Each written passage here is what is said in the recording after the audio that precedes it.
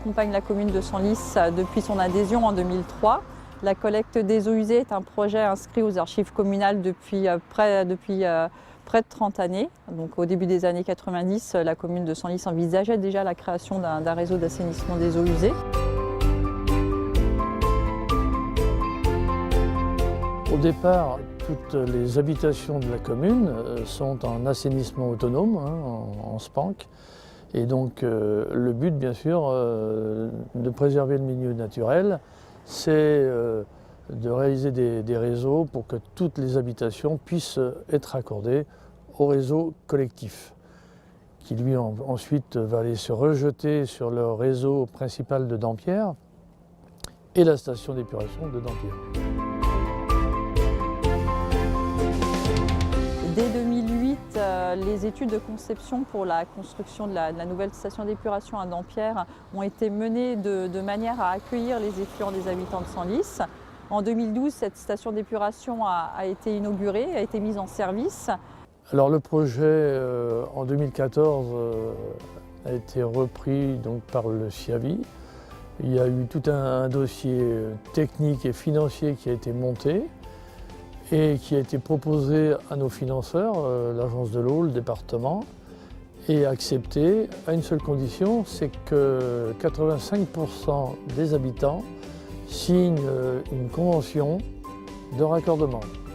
Donc on s'est retrouvé avec 57 habitations qui ont accepté ce dossier.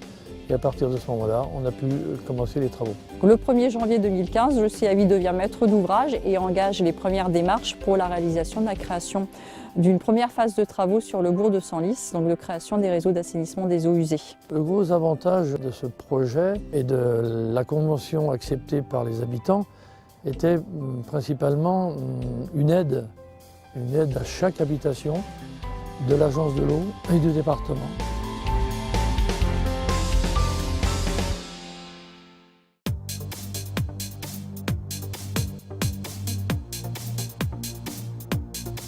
Les travaux ont débuté en mai 2016 pour une durée prévisionnelle de 6 mois.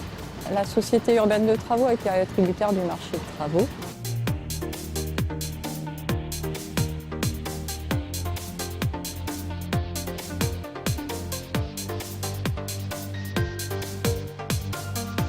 Les travaux consistent à la réalisation d'un réseau d'eau usée en diamètre 200 en fonte sur une longueur de 1 km 200 à laquelle on a raccordé 80 branchements de particuliers. La profondeur moyenne du réseau est à peu près de 2,50 m. Alors, les contraintes de chantier sont liées essentiellement au terrain en lui-même, très sablonneux, et avec des arrivées d'eau résurgentes pas identifiables du fait qu'on est sur un coteau. De ce fait, on a été obligé de renforcer toutes les fondations d'appui sur les regards et sur les tuyaux pour améliorer la portance. Donc on a réalisé des massifs de fondations sous les regards et sous les tuyaux en cailloux, donc enrobés d'un bidim, justement pour stabiliser le tuyau sur toute la partie du chantier où on a rencontré des grosses arrivées d'eau qui représentent pratiquement les 3/4 du chantier. Le chantier est réalisé sur le domaine public, donc les contraintes sont aussi des contraintes de circulation. Pour impacter le moins possible la vie des riverains au quotidien, il a été défini avec le SIAVI de rendre à la circulation tous les soirs.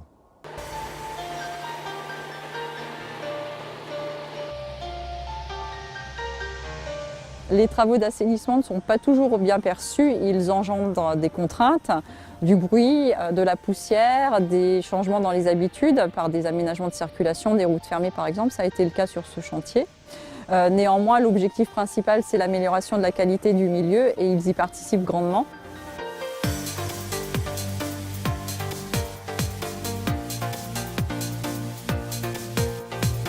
Au point bas, il a été installé un poste de refoulement ainsi que tout le système de télégestion en vue de refouler les eaux sur la partie haute et gravitairement, elles se récoulent vers la station de Dampierre.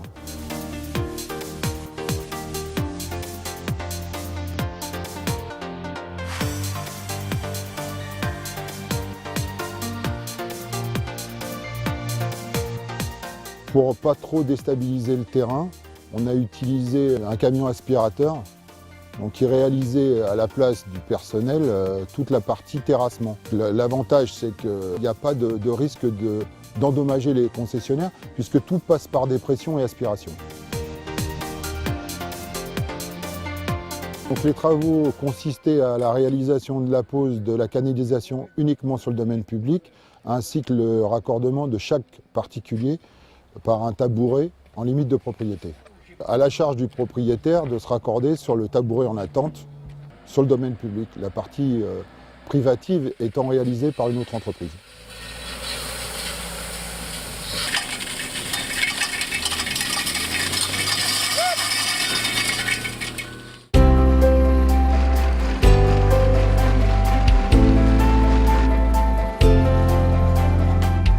Esthétique. Compte tenu du terrain rencontré et de l'impact des travaux, il a été défini de reconstituer la chaussée, le corps de chaussée, ainsi que le tapis sur toute la largeur. On a redonné une chaussée neuve, complète sur l'emprise du chantier, et une reprise de 80% des caniveaux qui avaient été détériorés ou qui étaient abîmés.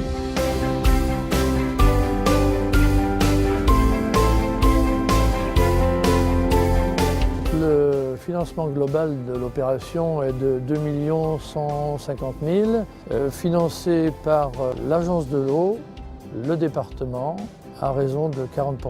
Le SIAVI apporte d'abord son savoir-faire, le montage financier, technique, le lancement des appels d'offres, le suivi des chantiers, toute la maîtrise d'œuvre de cette opération, de A à Z. La première tranche de travaux s'est terminée en novembre 2016. Une seconde tranche en fait, interviendra dès l'année 2017.